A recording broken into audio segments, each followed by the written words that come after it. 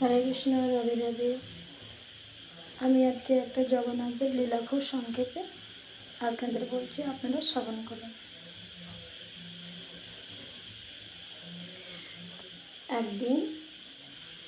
একদিন হচ্ছে রাজামশাইকে ভগবান স্বপ্নে আদেশ করলেন যে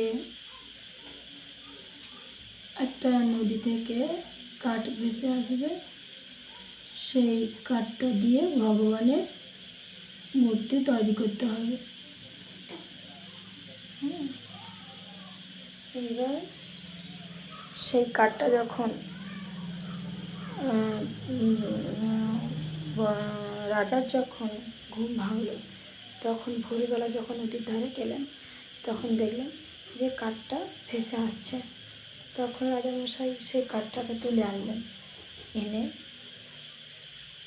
ভগবানের কথা মতোই তখন যিনারা হচ্ছে মূর্তি তৈরি বানান তাদেরকে খোঁজ করলেন, একজনকে পেলেন।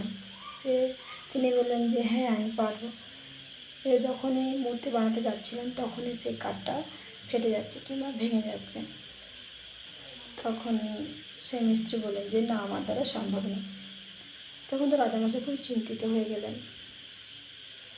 তখন বিশ্বকর্মা বৃদ্ধ রূপে এলেন রাজামশাইয়ের বাড়িতে। তখন বলল, রাজামশাই, আপনাকে খুব চিন্তিত লাগছে, কী ব্যাপার? কিছু সমস্যা? আমি কি আপনার কিছু সমস্যা সমাধান করতে পারি?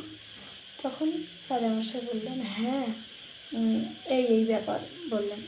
তখন বিশ্বকর্মা তখন বললেন যে আমি চেষ্টা করে দেখতে পারি, আপনি আমাকে আদেশ দিন, আমি তাহলে চেষ্টা করতে পারি। তখন রাজামশাই বললেন, আচ্ছা ঠিক আছে, তাহলে তুমি বানাও।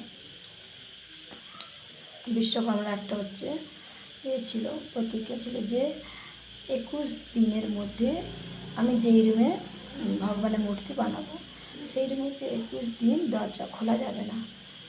21 দিনের আগে যখনই তোমরা দরজা খুলবে, তখন কিন্তু ভগবান যেভাবেই যতটাই বানানো থাকবে সেভাবেই রয়ে যাবে।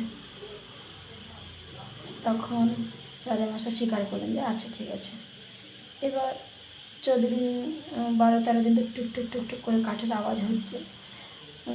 রাজামশাই রানিমা যাচ্ছে, দরজার সাইডে কান দিচ্ছেন, চলে আসছেন, ঠিক আছে, কাজ চলছে। এবার 2-3 দিন ধরে দেখছেন যে কোনো আওয়াজ নেই। তখন রানিমা বললেন, বয়স্ক বৃদ্ধ মানুষটাকে কোনো অঘটন ঘটলো? কেন কোনো আওয়াজ নেই, কোনো শব্দ নেই? 15 দিনের মাথায় তখন রানিমা এরকম করছেন, খুব চিন্তিত হয়ে পড়েছেন। রাজামশাইকে বললেন যে আপনি একটু খুলুন দরজাটা। রাজামশাই বলেছেন যে না, ওনার হচ্ছে প্রতিজ্ঞা ছিল 21 দিনের আগে কোনো দরজা খোলা যাবে না। কিন্তু রানীমা তো খুব বিভ্রান্ত হয়ে পড়ছেন, খুব চিন্তিত হয়ে পড়ছেন যে না, যা হবে হবে, তুমি দরজাটা খুলো। দরজাটা যা খুলে দিয়েছে, তখন দেখে না, বিশ্বকর্মা সেই রুমেতে নেই, উধাও হয়ে গেছে। তখন রাজামশাইয়ের মনে খুব কষ্ট হলো যে এই অসম্পূর্ণ মূর্তিটা কে কি সেবা করা যাবে? তখন আবার জগন্নাথ স্বপ্ন আদেশে দিলেন যে এইভাবেই যেমন মূর্তিটা আছে, যেমন বিগ্রহটি আছে, ওই বিগ্রহকে ওইভাবেই পূজা করতে হবে, সেবা করতে হবে। এই হলো জগন্নাথের লীলা। সেই থেকেই এইভাবে যে জগন্নাথ, বলদেব, মাতা সুভদ্রা, মহারানীর যে এইভাবে বিগ্রহ যে তৈরি হয়ে গেছে, এইভাবে পূজা সেবা অর্চনা করা শুরু হলো। গোটা পৃথিবীতে শুরু হয়ে গেল জগন্নাথের সেবা। হরে কৃষ্ণ, জয় জগন্নাথ।